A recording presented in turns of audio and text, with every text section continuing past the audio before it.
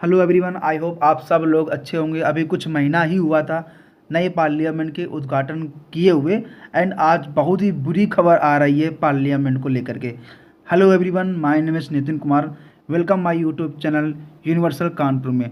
तो चलिए दोस्तों, आज हम बात करते हैं कि पार्लियामेंट में क्या हुआ, पार्लियामेंट में कौन घुस गया, पार्लियामेंट में अटैक किसने किया।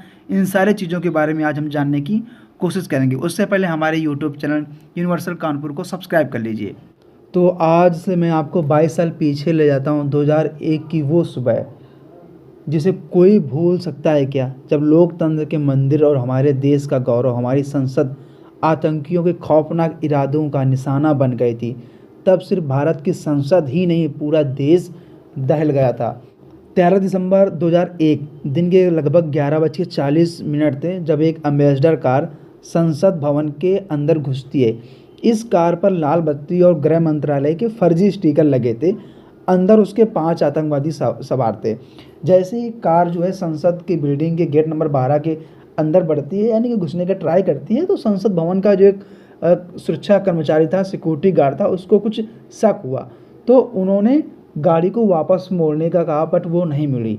उन्होंने गाड़ी की रफ्तार को तेज़ किया और उस समय के जो उपराष्ट्रपति कृष्णकांत जी थे, उनकी गाड़ी से जा भिड़े।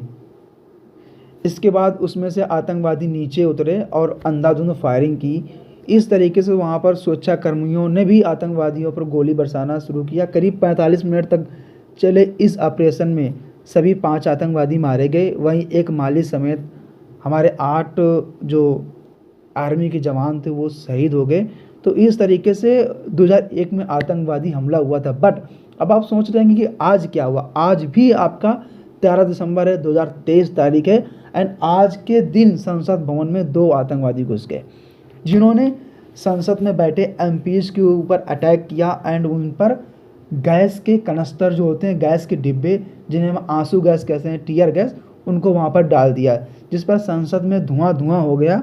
एंड उसके बाद जो एमपीज थे उनकी जो आंखें थी उनमें भी चुभने लगी थी, यानी कि उनमें भी चुभन होने लगी थी गैस की वजह से। बट राहत की बात यह है कि उन आतंकवादियों को संसद के एमपीज ने ही पकड़कर दबोच लिया एंड उनको वहाँ पर मारा पीटा एंड पुलिस के हवाले कर दिया।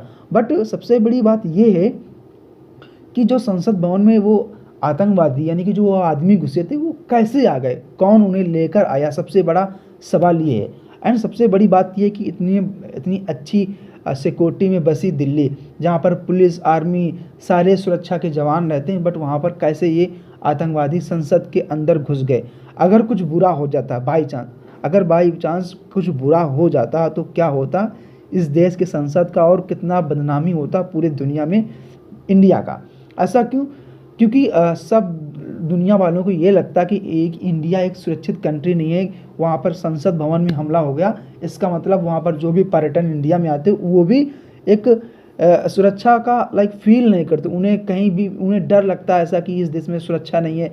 इस देश में वो अपनी सुरक्षा के लिए बड़ा चिंतित होते हैं, क्योंकि एक ऐसी घटना को अंजाम देना उन आतंकवादियों के लिए बहुत ही टिपिकल होता है। बट वो कैसे अंदर आए, सबसे बड़ी बात ये मायने रखती है। तो मुझे लगता है इन सब चीज़ों के पीछे कहीं ना कहीं आतंकवादियों का हाथ है। आपका क्या राय है, आपका क्या ओपिनियन है कि पाकिस्तान का हाथ है या किसी आतंकवादी संगठन का हाथ है, या हमारे सुरक्षा कर्मियों की भूल है या उनकी मिस्टेक है, जैसे कि आर्मी, एनएसजी, इतने बड़े बड़े वहाँ पर आर्मी के बेस हैं, फिर भी ऐसा कैसे हो गया, ये मुझे समझ में नहीं आता है। तो प्लीज़ कमेंट बॉक्स में ज़रूर बताएं कि ये कैसे हो गया एंड ये क्यों पॉसिबल हो पाया।